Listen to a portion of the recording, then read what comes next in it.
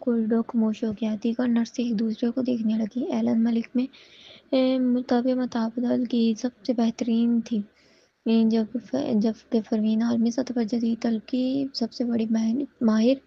جب یہ دونوں آمنے سامنے آئیں تو کسی کو سمجھ نہ آئی کہ کس کا ساتھ دے، مگر ایرن ڈری نہیں۔ اس نے کہا، کیا ہوا؟ کیا تم سمجھتی ہو کہ میں غلط ہوں، یا تم سمجھتی ہو کہ جدید طب متبادل سے بہتر ہے؟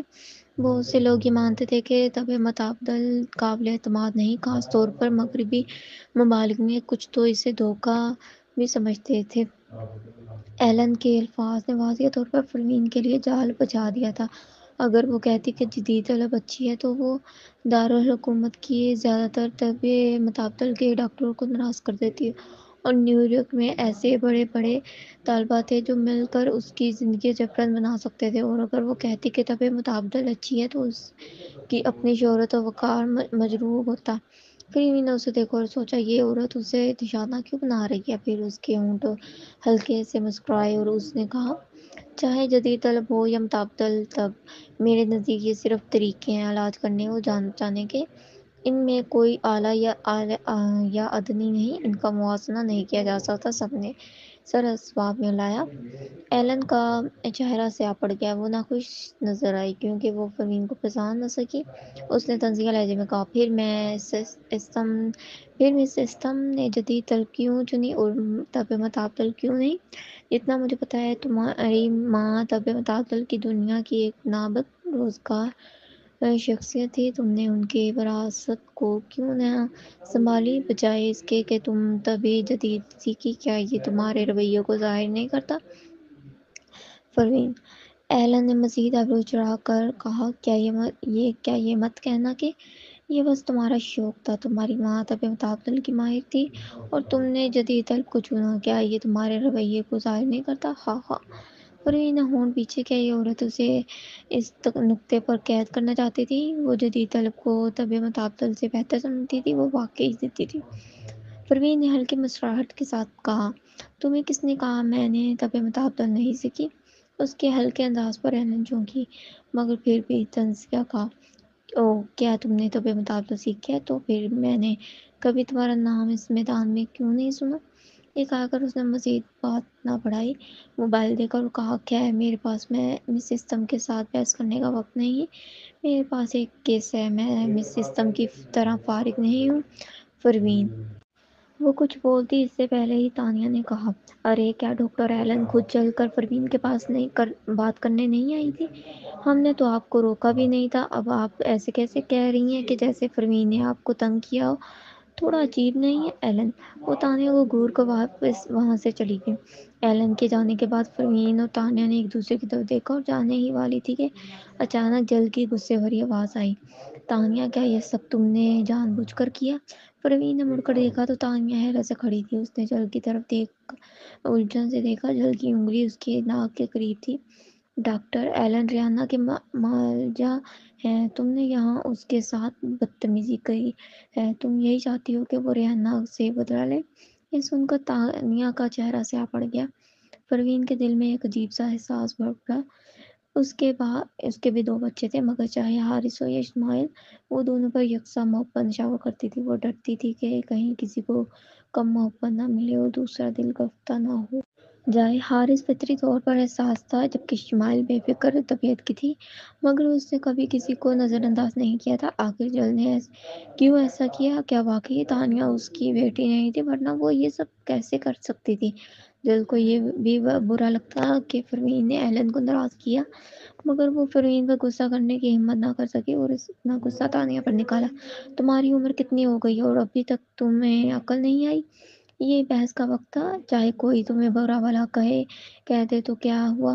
تھوڑا سا برداشت کر لیتی۔ کیوں ہمیشہ اونچ نیچے کرتی؟ کیا تمہیں لگتا ہے تمہاری بہن جلدی نہیں مر رہی؟ تانیہ اچانک دھاڑی اٹھی، میری بہن؟ اس نے جل کو گھورا۔ تم کیسے جرأت کرتی ہو یہ کہنے کی کہ اندر لیٹی ہوئی لڑکی میری بہن ہے؟ کیا وہ میری بڑی بہن نہیں ہونی چاہیے؟ جل فوراً ہچکچا گئی۔ تانیہ نے سخت لہجے میں کہا، میں نے اس وقت تمہیں بس اوپر سے سلح کی تھی۔ یہ مت سمجھنا کہ واقعی سلح ہوئی ہے، مگر ایک بات تم بالکل ٹھیک کہہ رہی ہو۔ جل حیران رہ گئی، کون سی بات؟ تانیہ کہہ کے تنگ ہو گئی اور وہ تنزیہ مسکرائی۔ میں واقعی یہاں سوچتی ہوں کہ اندر لیٹی ہوئی لڑکی ابھی تک مری کیوں نہیں؟ اس نے میرا بچہ چرا لیا، چاہے اس کا مستقبل ختم بھی ہو جائے، اس جرم کی تلافی نہیں ہو سکتی۔ میں واقعی چاہتی ہوں کہ وہ اس بیماری سے مر جائے۔ جل غصے سے کانپنے لگی۔ اس نے ہاتھ بڑھایا اور تانیہ کو مارنے والی تھی۔ کمبخت لڑکی! مگر اس سے پہلے پروین تانیہ کے سامنے آ گئی اور جل کی کلائی پکڑ لی۔ اس نے سرد لہجے میں کہا، مسز جونز، تانیہ اب میری بڑی بھابھی ہے۔ اسے مارنے سے پہلے کیا آپ نے مس استم خاندان سے اجازت لی؟ یہ کیا جونز خاندان کو اب استم خاندان کی رائے کی پرواہ نہیں؟ یہ سن کر جل رک گئی۔ پروین نے اور قریب جا کر سرگوشی کی، ویسے کرارمور ابھی نیو یارک میں ہے، اگر آپ کو اس کی بیٹی پر اعتراض ہے تو جا کر اس سے بات کریں۔ پروین نے تھوڑی کو چھو کر اور ہلکی مسکراہٹ کے ساتھ مزید قریب ہو کر کہا، ویسے آپ جانتی ہیں کرارمور ابھی کیا کر رہا ہے؟ جل چونک گئی۔ اسے صرف یہ پتہ تھا کرارمور انڈر ورلڈ سے تعلق رکھتا ہے، مگر یہ نہیں جانتی تھی کہ وہ کیا کر رہا ہے۔ پروین کی بات سے اس کا دل بیٹھ گیا۔ کیا؟ پروین بس مسکرا کر کچھ نہ کہا۔ یہی خاموشی جل کو مزید خوفزدہ کر گئی۔ اس نے ہچکچا کر تھوک نکلا اور دیکھا کہ پروین نے اچانک ہاتھ اٹھا کر انگوٹھے اور انگلی کو جل کے سر کی طرف کیا۔ بنگ! بینگ! جل کانپ اٹھی اور بے اختیار ایک قدم پیچھے ہٹ گئی۔ اس نے دیکھا پروین کے ہونٹ ہلکے سے اٹھے۔ اس کے معصوم چہرے پر ایک انوکھا سا شرارت بھرا اندھیرا ابھر آیا۔ سب کو لگا کہ ریانہ کی بیماری جیل سے بچنے کا بہانہ ہے، مگر 2 دن بعد اچانک یہ خبر پھیل گئی کہ ریانہ وارڈ میں مر گئی ہے۔ یہ خبر سنتے ہی پولیس نے فوراً استم خاندان کو گھیر لیا۔ ریانہ مر چکی ہے! تانیہ نے یہ کہتے ہوئے پروین کی طرف دیکھا۔ وہ دھچکے اور عدم یقین سے اسے گھورنے لگی۔ پروین نے بھوننے چڑھی، کیا ہو رہا ہے یہ؟ مجھے نہیں پتا۔ تانیہ نے اپنے موبائل کی طرف اشارہ کیا۔ مجھے ابھی اطلاع ملی کہ وہ برین ڈیڈ ہو چکی ہے۔ ڈاکٹروں نے ابھی اسے وینٹی لیٹر سے ہٹا دیا ہے۔ اس نے لاشعوری طور پر مٹھی بند کی اور گہری سانس لی۔ یہ شاید اس کا بدلہ ہے۔ پروین کو یہ معاملہ تھوڑا عجیب لگا۔ 2 دن پہلے وہ ریانہ سے ملنے گئی تھی تو اس کی نبض چیک کی۔ ریانہ واقعی کوما میں تھی اور خون کے ٹیسٹ سے مخصوص وجہ معلوم ہو سکتی تھی۔ اس وقت وہ فکر مند تھی کہ شاید ریانہ بیمار ہونے کا ڈرامہ کر کے جیل سے فرار ہو جائے گی۔ جب تصدیق ہو گئی کہ وہ واقعی بیمار ہے تو اس نے آرام محسوس کیا۔ بعد ازاں ایلن نے ریانہ کا ایک کیس سنبھالا۔ مزید برآں اس کے خاص مقام کی وجہ سے پروین نے اس پر زیادہ توجہ نہیں دی۔ مگر پھر وہ کیوں مر گئی؟ وہ تب سے بھونے چڑھائے جب بٹلر اندر آیا اور بولا، مس پروین، اسٹیشن سے کوئی آیا ہے، انہوں نے کہا ہے۔ وہ نگلنے لگا کہ مزید تحقیقات سے پتہ چلا ہے کہ ریانہ کی موت ایک قتل ہے۔ قاتل کے بارے میں ان کے پاس کافی شواہد ہیں اور وہ ملزم کو گرفتار کرنے آیا ہے۔ قاتل؟ پروین نے بھونے چڑھائیں، یہ کیسے ہوا؟ استم خاندان کا قاتل سے کیا تعلق؟ بات سروس مین میں سمجھ نہیں پا رہا تھا۔ اس لمحے پولیس اندر دوڑی اور بولی، ہمارے پاس آپ کے قتل کے شواہد موجود ہیں، فوراً خود کو پولیس کے حوالے کریں۔ پروین؟ اس نے غور کیا، 2 دن پہلے اس نے ریانہ کو صرف آپریشن تھیٹر میں دیکھا تھا۔ اس وقت وہاں نگرانی کے کیمروں کی موجودگی تھی، اس لیے یہ لوگ اسے فریم نہیں کر سکتے تھے۔ پولیس افسران اس کی جانب آئے۔ پروین نے ہلکا سا آہ بھرا، اسے کیوں جیل نصیب تھی؟ پچھلی بار جب اولڈ میڈی بیمار ہوئی تھی تو بھی یہی ہوا تھا، اس بار بھی یہی۔ وہ پہلے تو سراغ کا پیچھا کر کے اس کے راز کے پیچھے اس شخص کا پتہ لگانے کا ارادہ رکھتی تھی جو نیو یارک آیا تھا، مگر وہ کبھی نہیں سوچ سکتی تھی باتیں یوں نکلیں گی۔ جب وہ آہ بھرتی تو پولیس والا اس کے پیچھے سے گزرا۔ اس نے ہینڈ کف نکالے اور تانیہ کو گرفتار کر دیا۔ پروین؟ کیا پولیس والے کے الفاظ تانیہ کے لیے تھے؟ لیکن یہ کیسے ممکن تھا؟ تانیہ حیرت کے ساتھ نظر آئی اور الجھن میں پولیس افسر کی طرف دیکھتی رہی۔ آپ کیا کر رہے ہیں؟ آپ نے مجھے کیوں گرفتار کیا؟ پولیس افسر نے کہا، آپ اور ریانہ کے قتل کا شبہ ہے۔ ہمارے پاس مادی شہود اور گواہ دونوں موجود ہیں، اس لیے ہم آپ کو ابھی گرفتار کر رہے ہیں۔ برائے مہربانی مزاحمت نہ کریں۔ تانیہ چونک گئی، کیا میں نے کسی کو کیسے مارا؟ پروین نے فوراً پولیس کی راہ روکی۔ وہ گہری پرسکون آواز میں پوچھی، کیا معاملہ ہے؟ کیا آپ کے پاس گرفتاری کا وارنٹ ہے؟ کون سی شہادت ہے؟ اپنا پولیس بیج دکھائیں۔ کیا آپ واقعی پولیس سمجھتے ہیں کہ آپ جسے چاہیں بلا کر پکڑ سکتے ہیں؟ پولیس افسر نے پروین کے حاوی انداز کو توقع نہیں کی تھی۔ اس نے پہلے اپنا بیج نکالا اور دکھایا، پھر گرفتاری کا وارنٹ بھی پیش کیا۔ گرفتاری کا وارنٹ اصلی تھا، پھر انہیں روک نہ سکی۔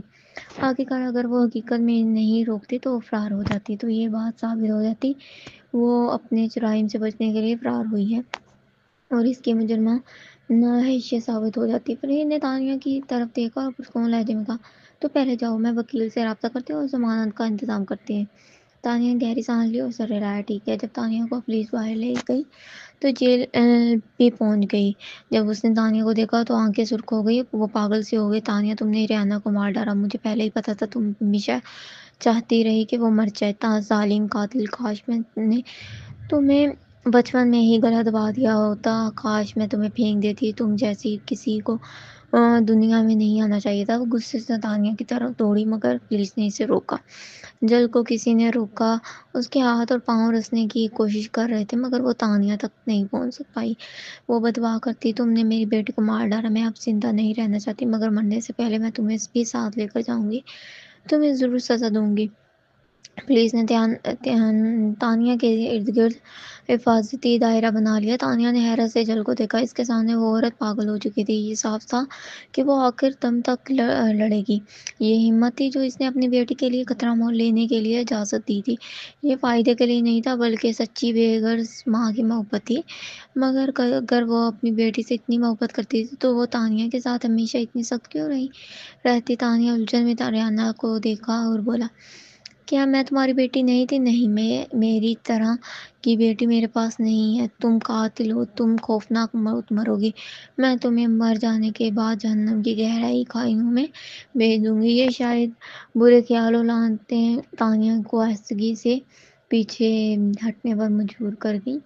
وہ اور کچھ نہ بولی اور پولیس کے ساتھ گاڑی میں بیٹھ کر سوار ہو گئی۔ ہاسپٹل کے مردہ خانے میں ایلین ریحانہ کی لاش کے ارد گرد گھوم رہی تھی۔ اس نے لاش پر پڑے نشانات کا غور معائنہ لیا اور اس نے کہا، متاثرہ کے جسم پر خراشیں ہیں، ناخن کے پھٹے ہوئے ہیں، یعنی زندہ ہوتے ہوئے اس نے شدید جدوجہد کی، اپنے اس کے جسم پر ایک نامعلوم ادویات مرکب پایا ہے۔ ابتدائی اندازہ یہ ہے کہ یہ زہر ہے، ہمیں یقین ہے کہ وہ زہر کی وجہ سے مر گئی ہے۔ معائنے کے بعد ایلن پاس موجود نرس بولی، ڈاکٹر ایلن، کیا اس کی موت کی پچھلی بے ہوشی سے متعلق ہو سکتی ہے؟ کیا ممکن ہے کہ جیل میں ہی زہر دیا گیا اور اس کی وجہ سے ہی وہ بیمار ہوئی؟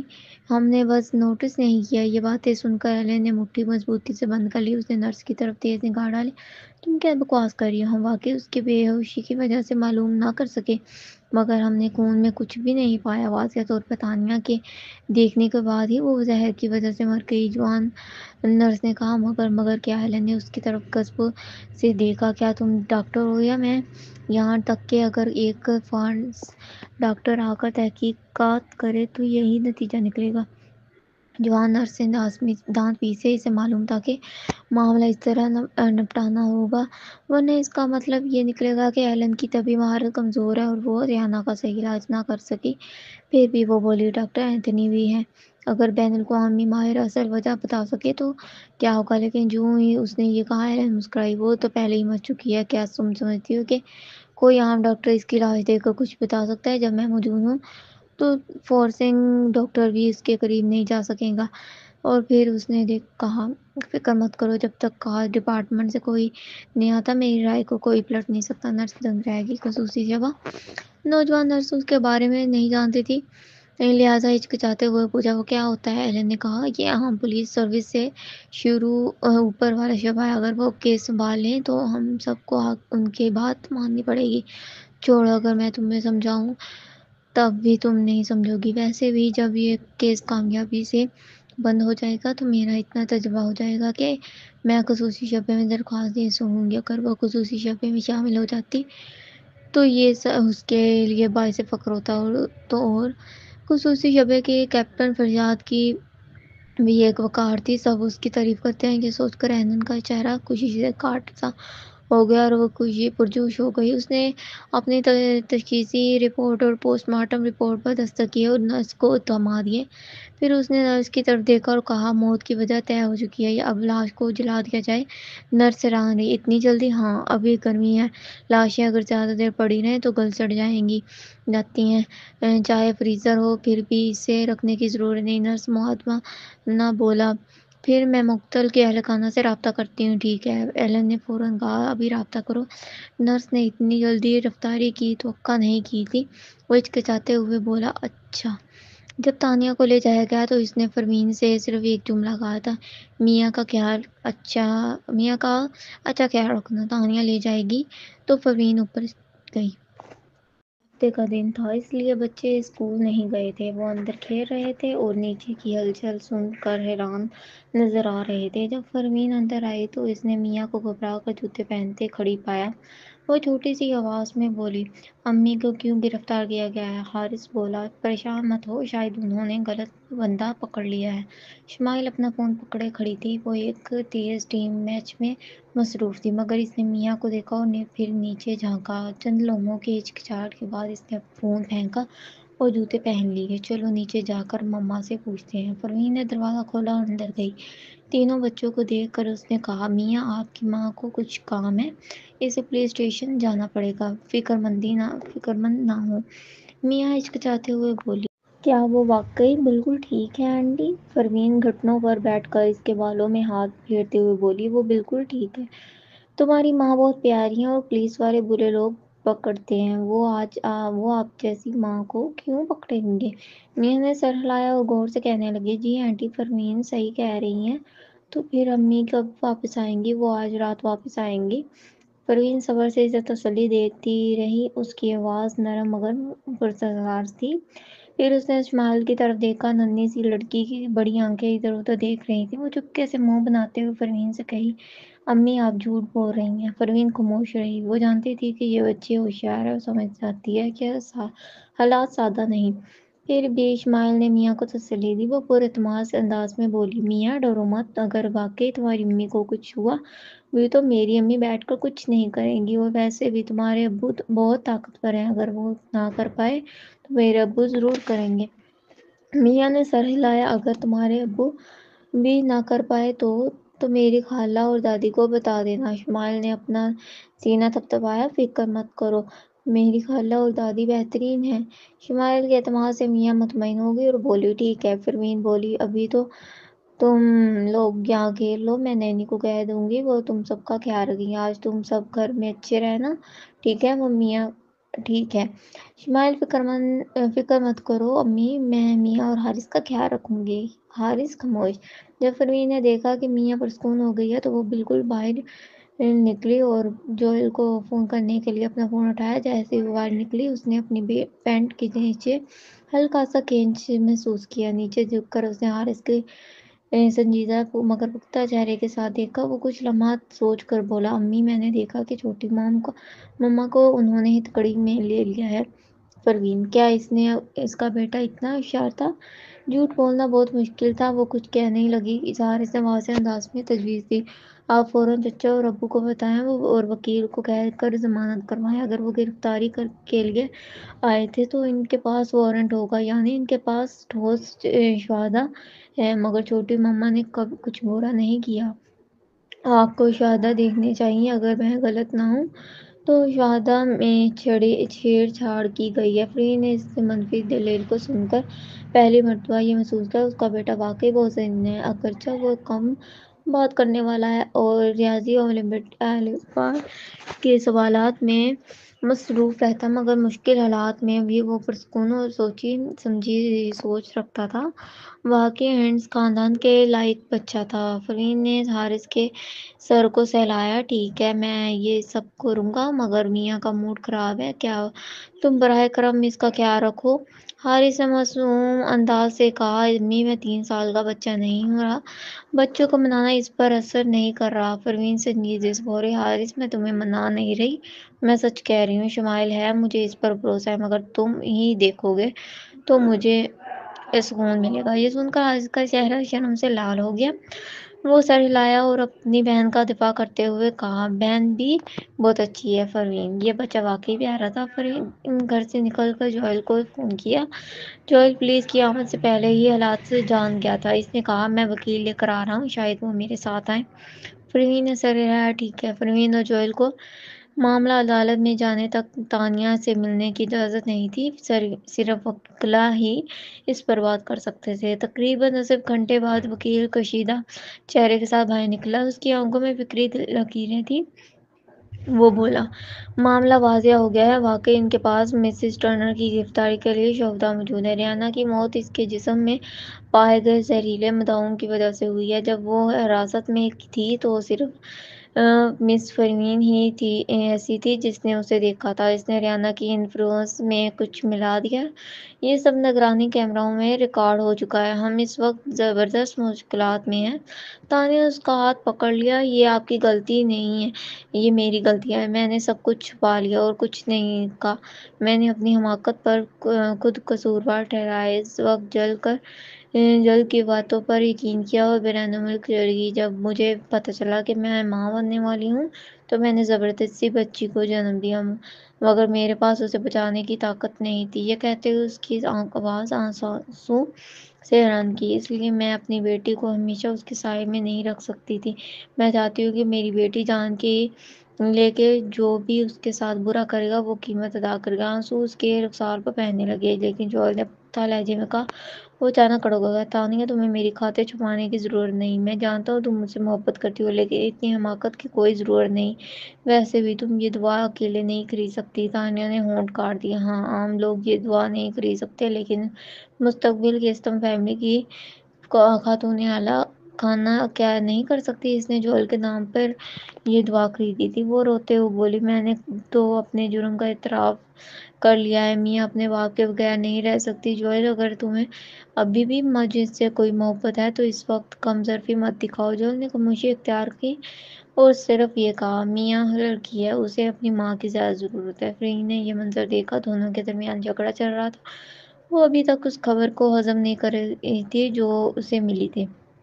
وہ سوچ بھی نہیں سکتی تھی کہ میاں کے ساتھ ایسا ہوا۔ تانیہ تو کیا، وہ خود بھی کبھی برداشت نہ کرتی۔ اگر یہی سب شمال کے ساتھ ہوتا تو دعا لگانے کے بجائے وہ تو ریانہ کو سیدھا گولی مار دیتی کر ختم کر دیتی۔ غصے کے باوجود یہ دونوں ایک دوسرے کے لیے قربانی دینے پر تلے ہوئے تھے۔ پروین کو مجبوراً بیچ میں آنا پڑا۔ اس نے کہا، جھگڑو مت، وہ دعا جان لیوا نہیں تھی۔ یہ سنتے ہی دونوں خاموش ہو گئے۔ وکیل نے آہ بھری، جی ہاں، یہ زہر ہے، لیکن اس سے موت نہیں ہوتی۔ تاہم پوسٹ مارٹم رپورٹ یہ کہتی ہے کہ ریانہ کا جسم پہلے سے کمزور تھا، وہ دعا لگنے کی وجہ سے ہی مری ہے۔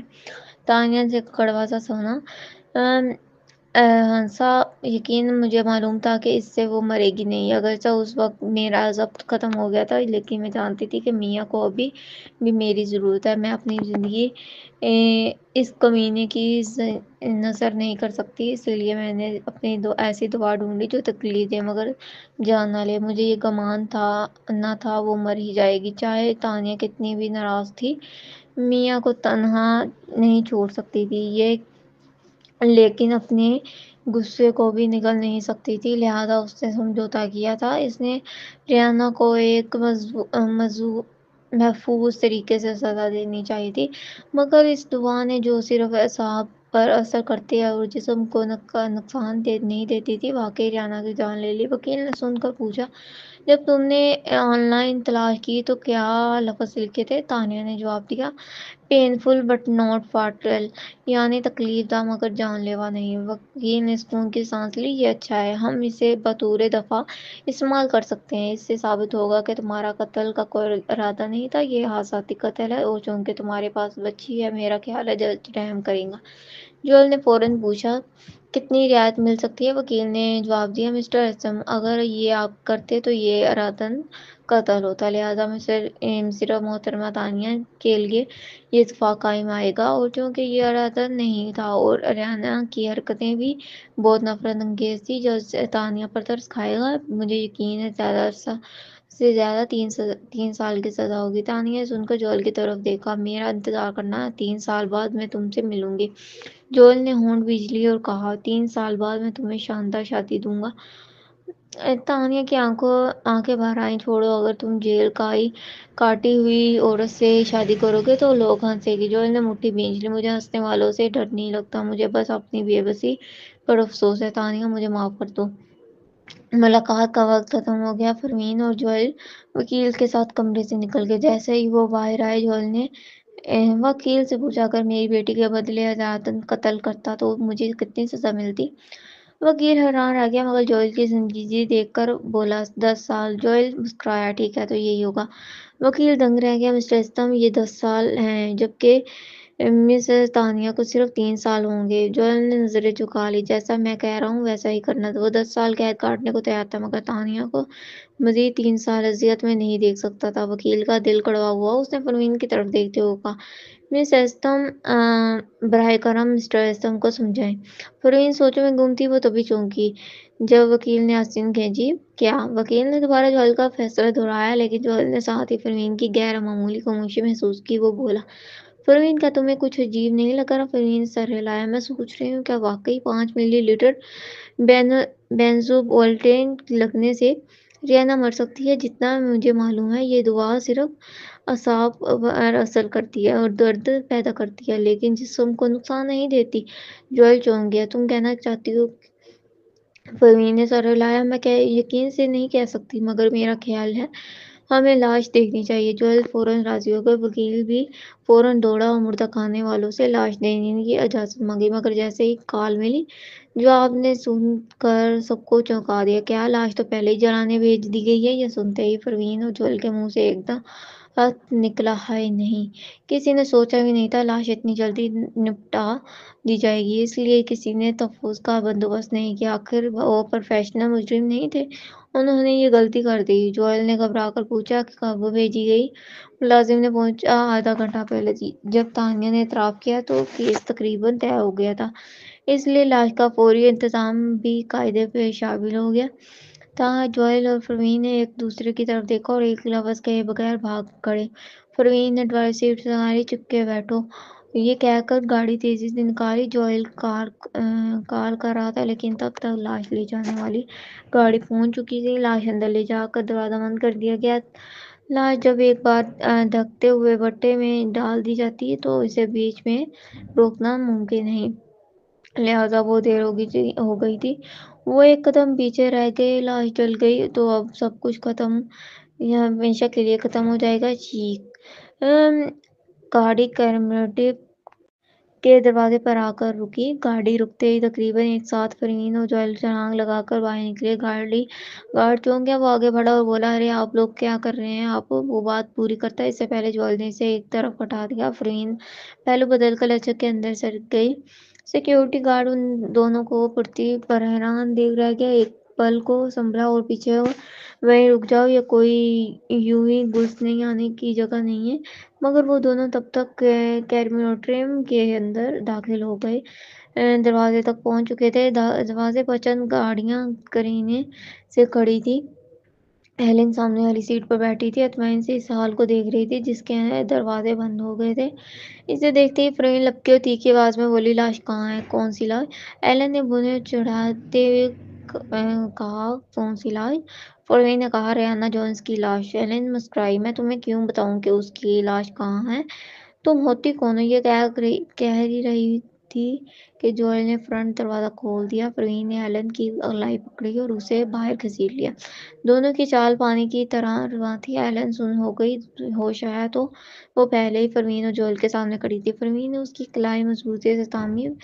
बताओ रेहाना जोन्स की लाश कहाँ है? एलन ने हाथ झटकने की कोशिश की और गुस्से से बोली, मैं क्यों बताऊं? फौरन छोड़ो, वरना ये कानूनी शिकंजी होगी। इस तरह में दरवाजे वाला गार्ड भागता हुआ आया और रास्ता रोक लिया। क्या मसला है यहाँ? एलन चिल्लाई। फौरन मदद बुलाओ, यहाँ कानून तोड़ा जा रहा है।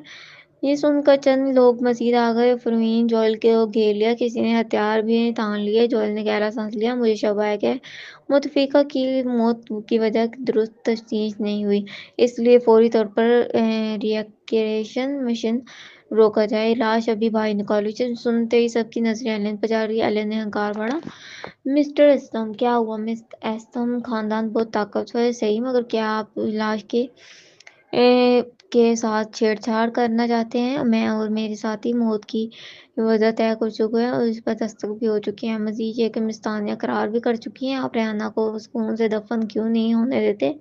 آدھے میں لاش نکلوانا ناممکن ہے، جوئل نے تیزی سے پوچھا۔ روک رہے ہو یا نہیں؟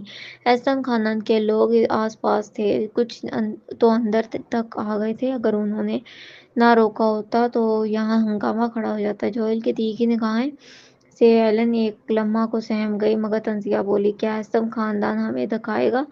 سن لو، یہاں سب سے میرے ساتھی ہیں، ہمیں ذرا ڈرا نہیں سکتے۔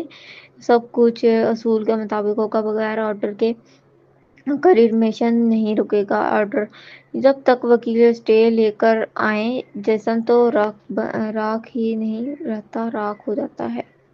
صاف لگ رہا تھا ایلن داستہ رکاوٹ ڈال رہی ہے، یا یوں کہیے کہ وہ پورا معاملہ ہی یہیں بند کر دینا چاہتی تھی۔ اس نے ناخن دیکھتے ہوئے کونی سے میز ٹکائی اور ترشے لہجے میں بولی، مسٹر ایسٹم، آخر آپ ہیں تو ایک تاجر ہی، بزنس میں جتنے طاقتور سہی، مگر میری نظر میں آپ ایک مجرم کے شوہر ہیں۔ آپ کہیے اور میں فوراً مان لوں۔ خود کو کیا سمجھتے ہیں؟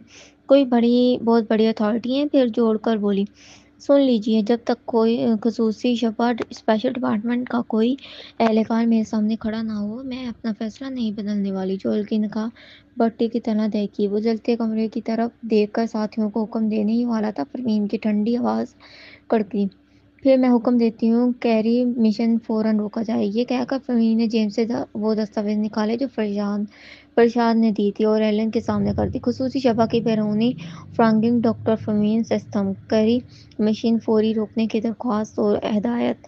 پل میں ماحول سکت ہو گیا۔ ایلن نے گھونٹ بھر نکلا۔ پروین نے اس کے پیچھے کھڑے عملے کی طرف دیکھا اور کہا، کاغذ ہلایا اور گرجی، اسپیشل کیس ڈپارٹمنٹ، ان کی ترجیح تمام محکموں پر مقدم ہے۔ میں حکم دیتی ہوں، فوراً بند کرو۔ جی جی۔ ایک ملازم مڑا اور بٹن کی طرف لپکا، مگر ایلن نے ہاتھ سے روک کر ایک تیکھی نظر سے بولے، مجھے پہلے ان دستاویز کی اصلیت پرکھنی ہوگی۔ اگر یہ جعلی نکلے تو معاملہ بھکا بھکا۔ یہ جعلی کیسے ہو سکتی ہیں؟ ایلن ہستگی سے بولی، آج کل ہر سرٹیفکیٹ جعلی بن سکتا ہے۔ مجھے لگتا ہے یہ بھی فرضی ہے، احتیاط لازمی ہے۔ عملے نے سر ہلایا، براہ کرم ہمیں تصدیق کرنے دیں۔ پروین نے کاغذ واپس کھینچے اور کڑے لہجے میں کہا، میں خصوصی مشن پر ہوں، فوراً تعاون کرو۔ اگر شہداء ضائع ہو گئے تو ذمہ دار کون لے گا؟ سمجھ نہیں آتا کہ کیا مقدم ہے، فوراً بند کرو۔ عملے نے پھر ایلن کی طرف دیکھا، ڈاکٹر ایلن مرلر۔ ایلن کی آنکھیں سکڑ گئیں، اس کی نظر اچانک پروین کے پیچھے کھڑے ٹھہر گئی۔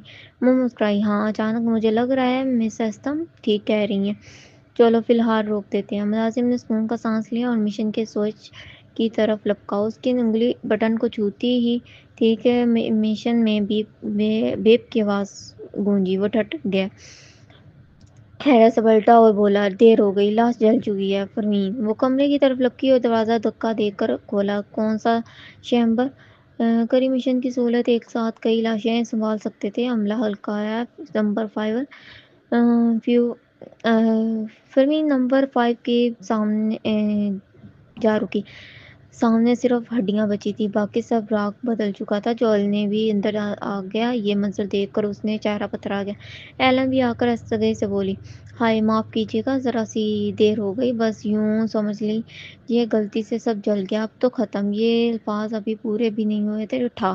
پروین کا غصہ اس کے چہرے پر جا لگا۔ وہ غصیلی آنکھوں سے بڑبڑائی، تم نے جان بوجھ کر وقت لگایا مار کر زور سے۔ ایلن لڑکھڑا گئی، اس کے گال پر بھی سوج گئے اور منہ میں خون کا نمکین ذائقہ بھر گیا۔ آنکھوں کے آگے سنہرا چمکا، چکر سا آنے لگا۔ اس نے پروین کی مٹھی کو گھورتے ہوئے سوچا کہ یہ نازک سی رونے والی عورت کے ہاتھ میں اتنی طاقت، وہ چکرا کر چلائی، تمہیں کیا حق ہے ساتھی ڈاکٹر پر ہاتھ اٹھانے کا؟ کیا یہ غیر قانونی ہے؟ باقی بات بھی ختم نہ ہوئی تھی کہ دوسرا گونسا گال پر پڑا۔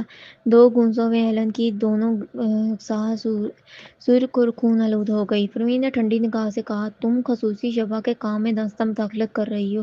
2 گونسے تو ہلکی سزا ہے۔ اس کی تیز یک نظروں سے گھبرا کر ایلن پیچھے ہٹی، منہ ڈھانپتے ہوئے ہکلاتی ہوئی بولی، مجھے کچھ نہیں معلوم، یہ بات یہی ختم نہیں ہوگی، میں اوپر شکایت کروں گی۔ پروین نے کانٹدار لہجے میں جواب دیا، میں بھی اپنے افسران کو رپورٹ دوں گی، دیکھتے ہیں وہ تمہاری سنتے ہیں یا میری۔ کہہ کر وہ جوئل کے ساتھ اسٹیشن روم سے باہر نکلی۔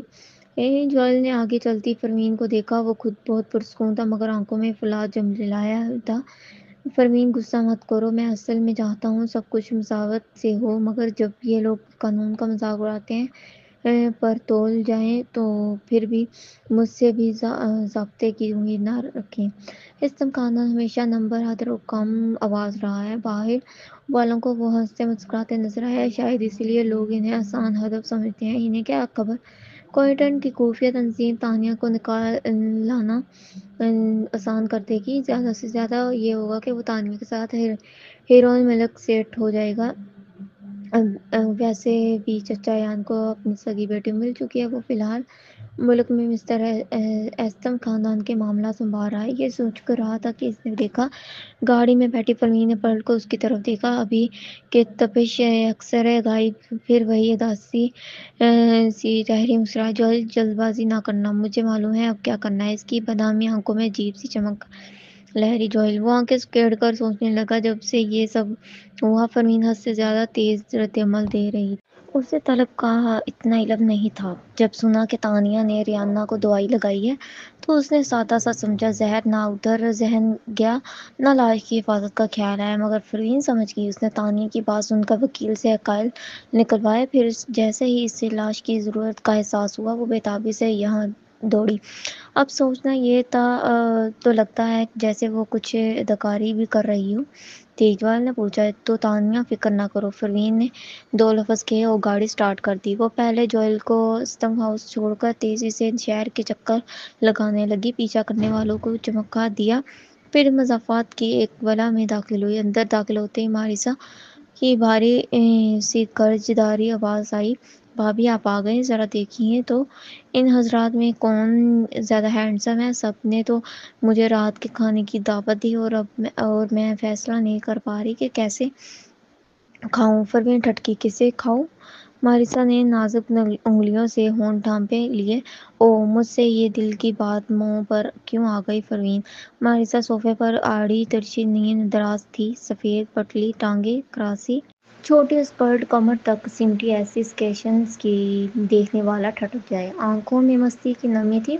اگر پاس فریز نہ رکھا ہوتا تو کوئی سمجھتا کہ وہ کسی حسین ملاقات پر جانے والی ہے۔ پروین نے اس کی شوخی نظر انداز کی اور فریزر میں رکھی لاش پر نظر ڈالی۔ ریانہ اندر خاموشی سے لیٹی تھی، اس کے زخم صاف بتاتے تھے کہ مرنے سے پہلے وہ شدید اذیت سے گزری ہے۔